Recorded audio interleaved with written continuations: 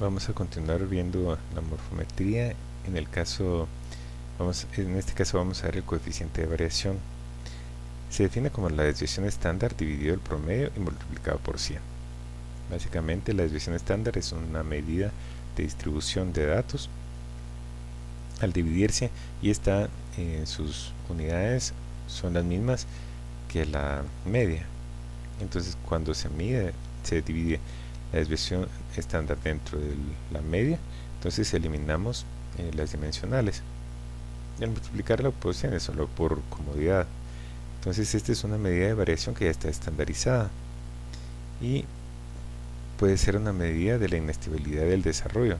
Puede estar relacionada en forma inversa a la variabilidad genética. O sea, a partir de esta medida se puede hacer algunas, por lo menos se puede obtener que los datos sugieren si existe una reducción o no de variabilidad genética. Un coeficiente de variación mayor al 20% puede indicar datos poco compatibles con una distribución normal. Entonces también podemos ver esto relacionado con los supuestos de normalidad. Para comparar el coeficiente de variación entre poblaciones se puede utilizar la siguiente aproximación. Se puede transformar la desviación estándar de los datos en logaritmos naturales, porque esta transformación, el logaritmo natural de la desviación estándar, se aproxima al coeficiente de variación, y luego se utiliza una razón de varianzas, que es un estadístico en el que se comparan los dos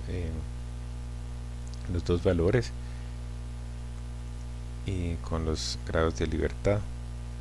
Entonces esto nos permitiría saber si existen diferencias significativas en el coeficiente de variación entre dos poblaciones, lo cual, si existe un coeficiente de variación mucho mayor en una población, nos podría indicar que esa población es genéticamente pobre. Entonces tiene problemas de los individuos porque son bastante endogámicos, tienen problemas de desarrollo, y eso se refleja en un exceso de variación.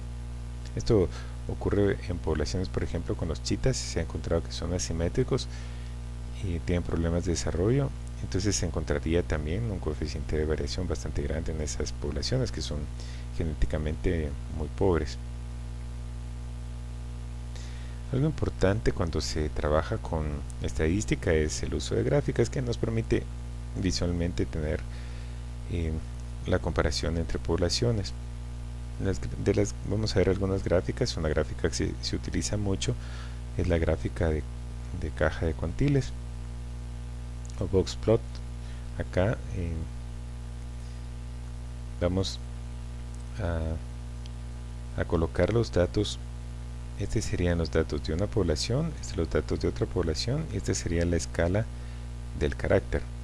Entonces acá tendríamos los valores extremos, que serían, digamos, esto daría el rango o intervalo de menor a mayor. Tendríamos la mediana, y acá tendríamos el cuantil 25, perdón, y el 75, porque la mediana es el 50. Entonces acá tendríamos en una línea tendríamos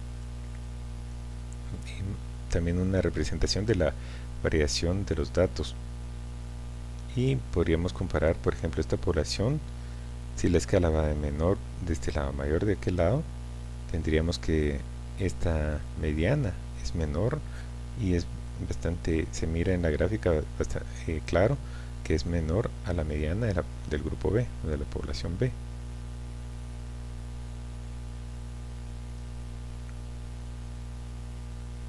Otra de las gráficas que es muy útil es cuando es el perfil de Guillaumin. Acá lo que se hace es estimar el promedio de cada variable para cada grupo, entonces, o para cada población. Se saca el promedio de cada variable. Se estima el promedio general de todos los grupos o poblaciones y la desviación estándar. Entonces después se utiliza esta fórmula básicamente la media del grupo menos la media total de todos los grupos dividido la desviación estándar.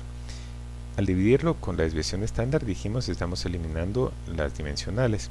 Entonces no importa que sean milímetros para una medida pequeña o centímetros para otra, todo se estandariza, entonces se puede colocar en una misma gráfica.